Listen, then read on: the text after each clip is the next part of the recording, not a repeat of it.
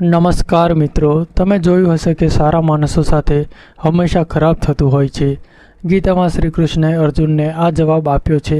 સારા માણસો સાથે જ ખરાબ કેમ થાય છે? જે લોકો ભક્તિ કરે છે તે હંમેશા દુઃખી રહે છે, જ્યારે જેઓ ખરાબ કાર્યો કરે છે અને અજ્ઞાનતાના માર્ગે છે તે સુખી દેખાય છે. શ્રી કૃષ્ણએ આપ્યો છે ગીતામાં આનો જવાબ. ગીતા સારાંશ તમે અનુભવ્યું જ હશે કે જેઓ સારા કાર્યો કરે છે તે પરેશાન રહે છે, જ્યારે જેઓ ખરાબ કાર્યો કરે છે તે આનંદથી જીવે છે. જેઓ સારા કાર્યો કરે છે તે પરેશાન થાય છે, જ્યારે જેઓ અધર્મના માર્ગે છે તેઓ સુખી છે અને જીવનનો આનંદ માણી રહ્યા છે. જો તમારા મનમાં પણ આ પ્રશ્ન આવ્યો હોય તો આજે અમે તમને તેનો જવાબ આપીશું.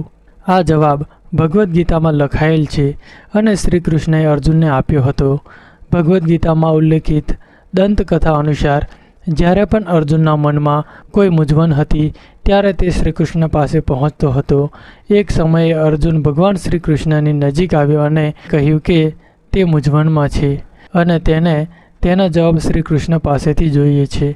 શ્રી કૃષ્ણએ પૂછ્યું, શું પ્રશ્ન છે?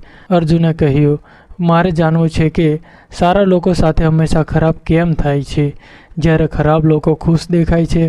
અર્જુનના મુખમાંથી આવી વાતો સાંભળીને શ્રી કૃષ્ણ હસ્યા અને કહ્યું, માણસ જે વિચારે છે અને અનુભવે છે તેમ કંઈ થતું નથી, પરંતુ અજ્ઞાનતાને કારણે તે સત્ય સમજી શકતો નથી. અર્જુન તેની વાત સમજી શક્યો ન હતો. તે પછી તે જાણે છે કે શ્રી કૃષ્ણએ શું કહ્યું. શ્રી કૃષ્ણે અર્જુનને કહ્યું, પાર્થ, હું તને એક વાર્તા કહું છું. તે સાંભળીને તું સમજજે કે દરેક જીવને તેના કર્મોનું ફળ મળે છે. કુદરત દરેકને પોતાનો રસ્તો પસંદ કરવાનો મોકો આપે છે. હવે તે માણસની ઈચ્છા છે, પરંતુ તેને ધર્મનો માર્ગ પસંદ કરવો છે કે અધર્મનો. વાર્તા શરૂ કરતાં શ્રી કૃષ્ણએ કહ્યું કે એક શહેરમાં બે માણસો રહેતા હતા. એક માણસ વેપારી હતો, જેના જીવનમાં ધર્મનું ખૂબ મહત્ત્વ હતું. તે આચરણ કરતો હતો, આસ્તિકની પૂજા કરે છે. તે દરરોજ મંદિરમાં જતો હતો અને દાન કરતો હતો અને દરરોજ ભગવાનની પૂજા કરતો હતો. જ્યારે બીજો માણસ બરાબર તેનાથી વિરુદ્ધ હતો. તે દરરોજ મંદિરમાં જતો હતો, પરંતુ પૂજા કરવા માટે નહીં, પરંતુ બહારથી પગરખા પહેરીને જતો હતો. તેને દાન અને ધર્મ સાથે કોઈ લેવા દેવા ન હતો. સમય વીતતો ગયો અને એક દિવસ ભારે વરસાદ પડી રહ્યો હતો. આ કારણે મંદિરમાં પૂજારી સિવાય કોઈ નહોતું. જ્યારે બીજા માણસોને આ વાતની જાણ થઈ ત્યારે તેને કહ્યું કે આ જ યોગ્ય તક છે મંદિરના પૈસાની ચોરી કરવાનો. તેને પૂજારીની નજર ટાળીને મંદિરની બધી સંપત્તિ ચોરી લીધી. તે જ સમયે ધર્મમાં માનતો વ્યક્તિ પણ મંદિરમાં પહોંચી ગયો. કમનસીબે મંદિરના પૂજારીએ તેને ચોર સમજી લીધો અને પૂજારી બૂમો પાડવા લાગ્યો. લોકો ત્યાં એકઠા થયા અને તેને ખૂબ માર માર્યો. કોઈ રીતે તે ત્યાંથી બહાર નીકળવામાં સફળ થયો. પછી દુર્ભાગ્યે તેને ત્યાં પણ છોડ્યો નહીં. મંદિરની બહાર બે બળદ લડતા લડતા આવતા હતા. તે તેની સાથે અથડાયો અને ઘાયલ થયો. પછી વેપારી લંગડાતો ઘરે જવા લાગ્યો. ત્યાં રસ્તામાં તે ચોર એને સામે મળ્યો, જેને મંદિરમાંથી પૈસા ચોર્યા હતા. તેને કહ્યું, આજે મારું નસીબ ચમક્યું, મને એક સાથે આટલા પૈસા મળ્યા. આ બધું જોઈને તેને ખૂબ જ ખરાબ લાગ્યું અને તેને પોતાના ઘરમાંથી ભગવાનની તમામ તસવીરો હટાવી દીધી. થોડા વર્ષો પછી બંને જણા મૃત્યુ પામ્યા.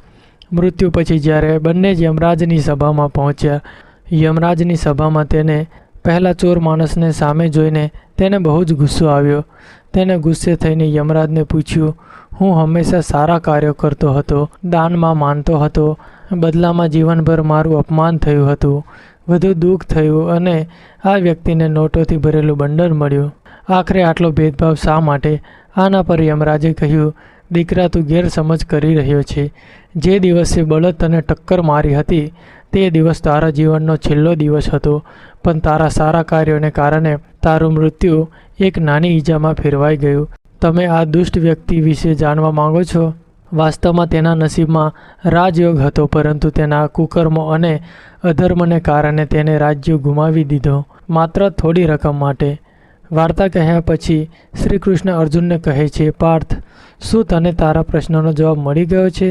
એવું વિચારવું કે ભગવાન તારા કાર્યોની અવગણના કરે છે તે બિલકુલ સાચું નથી. જ્યારે ભગવાન આપણને શું આપે છે તે કયા સ્વરૂપમાં માણસ સમજી શકતો નથી, પરંતુ જો તમે સારા કાર્યો કરતા રહેશો તો ભગવાનની કૃપા હંમેશા રહે છે. તેથી આપણે આપણા સારા કાર્યોમાં ફેરફાર ન કરવો જોઈએ, કારણ કે તેનું ફળ આપણને આ જીવનમાં મળે જ છે.